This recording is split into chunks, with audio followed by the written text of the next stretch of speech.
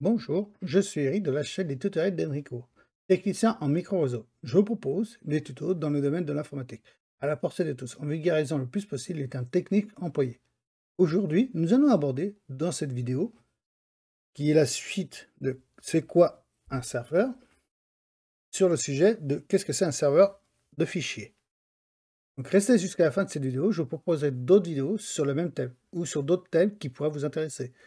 Avant tout commencement, si vous aimez mes vidéos, je vous propose de cliquer sur la cloche et ou de me mettre un pouce bleu pour m'encourager, cela me fera plaisir, et pour les nouveaux de vous abonner afin de pouvoir être informé de toutes nouvelles vidéos publiées.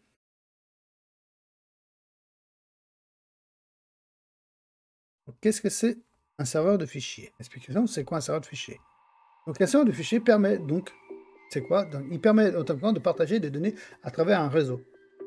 Par exemple, un NAS, NASE, est un serveur de fichiers à part entière, mais il fait d'autres fonctions bien sûr. Il peut faire serveur DHCP, il peut faire serveur DNS et diffuser des vidéos sur des vidéos, des films sur votre télé, voire des diapos de vos photos.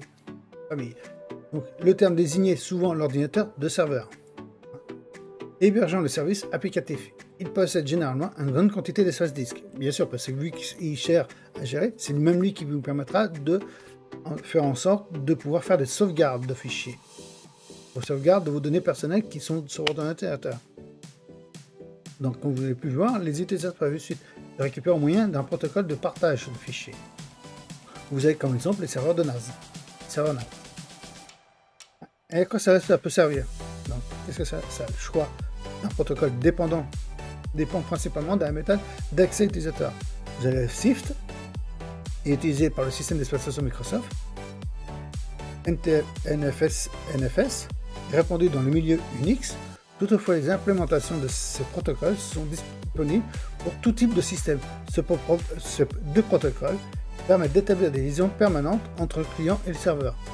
C'est des dossiers, ça peut créer des dossiers partagés.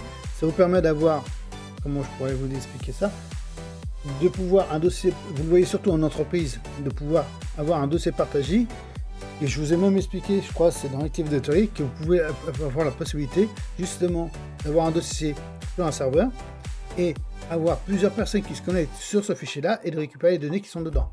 Récupérer, les consulter, les lire, les modifier, etc. Ce sont bien sûr les droits qu'ils ont le droit de faire. Hein. Donc ça passe par un serveur, comme vous pouvez voir, ça passe par le protocole FTP, qui est utilisé pour une connexion ponctuelle lorsque le client n'a pas besoin d'être connecté en permanence sur le fichier.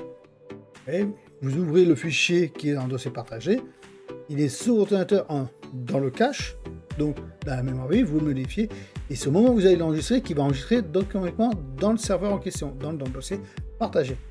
Donc il n'est pas enregistré dans le dossier partagé, vous avez accès, vous pouvez c'est pour ça que vous pouvez consulter sans avoir besoin que vous soyez connecté.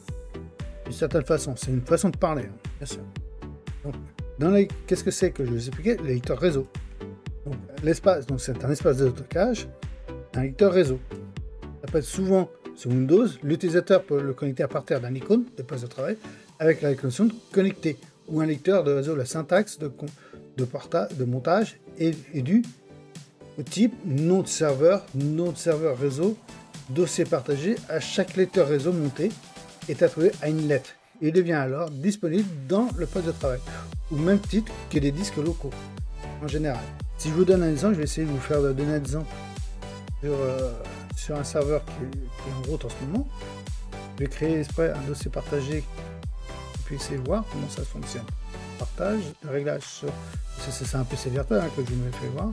Par exemple, mon serveur. Hein. Là, je dis, il est en mode travail. Hein, on va voir sa session.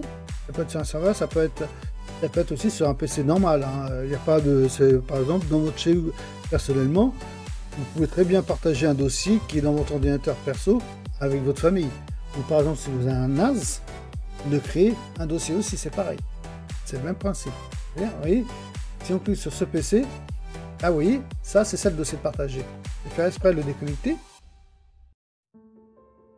Et là, il n'est plus là. Qu'est-ce que je vais faire? Je vais demander à pouvoir me connecter au serveur. Donc, à un dossier partagé. Je vais chercher donc le nom. Je vais donner une lettre de lecteur, n'importe lequel. Hein. Je vais taper les informations du serveur. pour l'accès, comme je vous ai fait voir tout à l'heure ici. Vous voyez, là ce qui est là, nom du serveur, nom du lecteur, le dossier à partager. Voilà, là il le trouve, vous voyez. Donc vous pouvez voir, il vous donne le nom de votre serveur et le nom du dossier. Hop, vous cliquez dessus, terminé, et là vous avez accès au dossier partagé. Là, bon, un exemple que je vous donne, voilà, ça vous donne l'accès au serveur. Là c'est le M, c'est celui qu'on avait créé, on peut le supprimer. Donc c'est pas le supprimer, c'est le déconnecter du serveur, déconnecter du dossier partagé. Et là, oui, vous le voyez avec ce petit logo en dessous, avec son de petits traits, comme si c'était un câble en dessous relié à un disque dur. Et là, vous avez accès à votre serveur de partage. C'est ça qui met en place. Donc, le serveur, à chaque lecteur de réseau monté est attribué à une lettre. C'est vous qui choisissez. Soit, c'est vous qui choisissez. Si c'est en entreprise, ça peut être paramétré en amont sur des que l'administrateur va mettre en place pour qu'il puisse paramétrer, ça soit placé à une lettre de lecteur. Les lettres de lecteur, comme vous vous rappelez, si vous connaissez bien, si vous vous souvenez, si vous regardez bien dans votre poste de travail, vous avez la lettre de lecteur C, qui est en général là où il y a 6 de exploitation, donc il y a Windows installé, vos applications, etc. Et après, c'est les autres lecteurs. Mais vous avez le lecteur de CD si vous en avez un. Quand vous mettez une clé USB, vous avez un autre lecteur qui a une lettre. On lui a attribué une lettre. Là, c'est le même principe, sauf que là, c'est pour un dossier partagé. Pour pouvoir l'identifier, le repérer, malgré qu'il y ait le nom en plus. Bien sûr, si on clique, si on revient dessus et qu'on clique dessus, on voit bien que là, ça marque de cette façon-là. Si on fait un clic droit propriété, on voit bien que quelquefois, ça peut vous donner des informations. Ça peut faire, par exemple, si on fait ici, celui-là, on va faire un partage de ce dossier-là, on fait propriété, hein. On va faire partager. On va partager le dossier, on va l'activer. User, on s'en fout. On peut lui donner un nom, mais là, c'est juste, on a un exemple. Vous voyez, regardez, c'est le nom du serveur et le nom du dossier. Et là, on a partagé ce dossier-là. Si je vais sur un autre ordinateur, il aura accès à ce serveur-là, par ce dossier. Mais il ne pourra pas aller à la racine. Il pourra aller ici, on lui donne l'accès, hein, sans aucun problème, mais il ne pourra pas aller au-dessus. Il ne pourra pas au niveau au-dessus. Je vous ferai voir sur une vidéo des cas pratiques, justement pour vous expliquer les accès, comment on peut régler les accès. Il peut être sur des systèmes Unix, des lecteurs réseau sont montés directement dans l'arborescence existant. Vous l'avez aussi sur Linux, hein, généralement dans des répertoires MT ou Home User M de volume Mac. Vous avez donc, quel est l'avantage qu'on retrouve quand on installe donc un serveur, un dossier partagé? Qu'est-ce qu'on trouve comme avantage? C'est que le serveur met en œuvre un protocole de sécurité de données de type RAID ou de sauvegarde régulière par un système d'archivage sur d'autres supports. Et les données peuvent être davantage à l'abri d'une destruction que lorsque le disque dur d'un ordinateur local devient défectueux.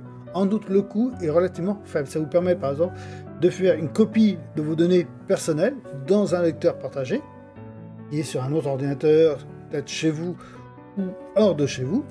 Vous pouvez l'avoir même sur un lecteur partagé, par exemple, vis-à-vis de Google. Google, vous pouvez créer un dossier partagé. Google, il vous permet de mettre en place un partage de connexion à votre compte Google, avec Google Drive, par exemple. Ça peut être aussi OneDrive. C'est le même principe. Et ça vous permet de faire une sauvegarde sur un dossier, sur un autre disque dur. Parce que c'est un disque dur, c'est une partition, c'est une partie du disque dur qu'on stocke les données. C'est pour ça qu'on dit dossier partagé. Donc dans le milieu professionnel, il peut exister plusieurs lecteurs communs à toutes les entreprises, ou un autre spécifique à un service ou un projet spécifique, et un privé où seul l'utilisateur peut se connecter. Vous voyez, ça vous permet d'avoir une sorte de copie de vos données, qui sont en mode local, donc enregistrées dans votre ordinateur. Et le serveur de fichiers permet justement de pouvoir externaliser ces données-là. Mais il y a quand même des inconvénients. L'inconvénient, c'est si le serveur ou le réseau est en panne, l'utilisateur ne peut pas accéder à ces données ou les données partagées. Le serveur de fichiers nécessite une administration centralisée pour gérer par exemple le quota d'espace. On vous donne le droit à une certaine quantité d'espace. Si par exemple le disque dur du serveur fait 1 Teraoctet, on peut vous donner que 100 Go d'espace. C'est réglé, c'est des paramètres, des mises à jour spécifiques. On peut voir les paramétrages, les mises à jour de l'antivirus, la sécurité d'accès. Donc vous pouvez l'avoir en mode lecture, vous pouvez l'avoir en mode lecture-écriture, en mode lecture, écriture et modification, etc. etc. Je vous remercie d'avoir regardé cette vidéo. Je vous ferai bien sûr une vidéo pratique, de cas pratique justement, sur qu'est-ce que c'est un serveur de fichiers et à quoi ça sert, comment on peut le configurer et comment accéder et partager des données et des dossiers entre deux ordinateurs par l'intermédiaire du serveur.